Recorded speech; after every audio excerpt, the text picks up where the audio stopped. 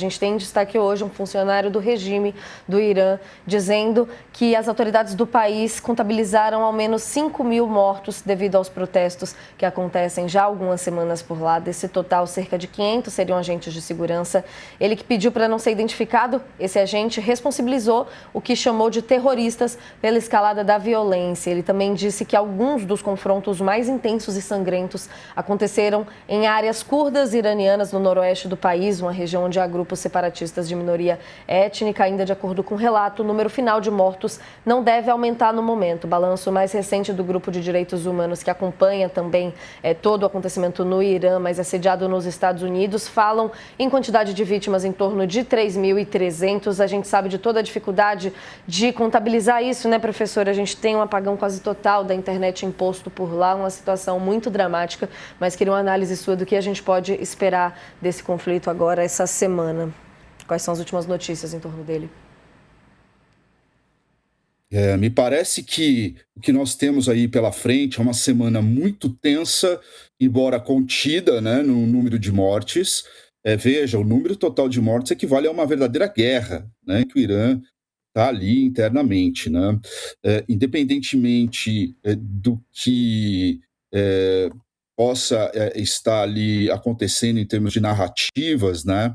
Porque existe muita narrativa do governo iraniano dizendo que existem agentes infiltrados, agentes do Ocidente infiltrados dentro ali das manifestações, e existem também ONGs, né, que são respeitadíssimas, que também estão dizendo que são agentes da própria guarda revolucionária que estão cometendo essas mortes. Enfim, não duvido de nenhuma das duas fontes aí, porque sempre há realmente agentes ocidentais infiltrados nessas manifestações, mas de qualquer forma não se justifica o que está acontecendo, porque o que a gente vê hoje é o próprio regime, ou seja, todas essas mortes, a contraposição do regime iraniano. O que a gente vê é o regime iraniano tentando se manter a despeito das questões econômicas, que, óbvio, muito se deve também aos embargos norte-americanos, né? Mas, de qualquer forma, é o regime tentando se manter a despeito de uma teocracia muito feroz contra as mulheres, muito violenta contra as mulheres, tentando se manter. E veja, dessa vez, as questões aí, esses protestos, eles não começaram com um grupo qualquer. Não estou falando que, com relação às mulheres, não fosse igual aquele outro que nós vimos com as mortes de milhares de mulheres, mas vimos se iniciar com um grupo político que estão nos bazares, que dão apoio, sempre deram apoio político ao regime teocrático do Irã. E dessa vez, ou seja, há uma questão econômica que acabou se desenvolvendo por uma questão política, e é o regime tentando sobreviver por meio desses ataques à própria população iraniana. Na próxima semana, embora o número talvez de protestos se contenha, mas vai continuar muito tensa, e a gente pode ver ainda, acredito eu, é óbvio que a gente não tem bola de cristal nem dá para cravar, mas novas tensões e protestos muito similares, né? É isso, professor Alexandre. A gente vai encerrando nossa conversa por aqui, mas vai ser no intervalo, com mais 3 minutinhos de informação para vocês. Então, quem está com a gente na TV, corre para o YouTube que a gente segue por lá.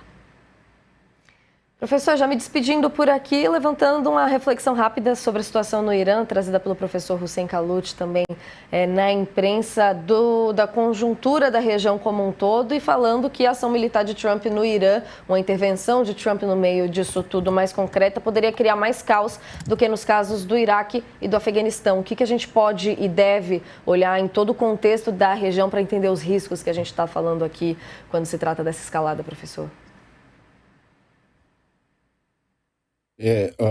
Desculpa, sou eu, né? Perdão. Isso, Perdão. rapidinho aqui. Agora a gente aproveita o tempo do intervalo para amarrar as ideias e dar aquele tchau, espremendo até o suco aqui do que a gente consegue de análise de vocês. Só para finalizar, olha, eu concordo muito com o que o Ronilson falou, com o nosso professor também da Universidade Federal falou, só para aqui dar uma fechada. eu concordo muito também com os comentários deles, e, de fato, o professor Hussein ele tem razão com relação a essas questões, porque uma escalada ali, veja, Trump ele recuou provavelmente porque os países do Golfo, por mais que eles não gostem do Irã, os países do Golfo, a China, a Rússia, querem uma região estável, seja com os ayatolás, seja com uma monarquia, que eu acho difícil, ou seja com qualquer outro grupo político dominando o Irã. Mas o que eles querem é estabilidade, porque isso afetaria a questão do petróleo, né? Então, uma escalada ali não interessa a nenhum daqueles países. Imagina se a questão já está complicada só envolvendo o Irã, se envolvesse ainda os países do Golfo, como foi na Guerra dos 12 Dias, que o Catar chegou a ser atacado, embora a questão, na época, tenha sido quase que telegrafada o ataque iraniano ao Catar, né? Foi avisado antes, enfim. Mas o Irã, o regime está muito acuado e ele faria qualquer coisa para se manter. E a partir desse foco de que ele faria qualquer coisa para se manter num regime que se encontra acuado e lutando pela sua própria sobrevivência, faria qualquer coisa e isso envolveria com certeza os países do Golfo, né? E é isso que esses países não querem e provavelmente devem estar junto com Trump e seu staff para que a questão se estabilize, mesmo tensa do jeito que a gente está vendo, né? Que mundo tenso que a gente está vivendo, né, professor? Ainda bem que a gente tem as análises de vocês para ir digerindo aos poucos. Obrigada demais por mais essa participação no All News. Espero te encontrar ao longo da semana, viu? Um beijo. Um beijo, um prazer para vocês, um forte abraço para todos.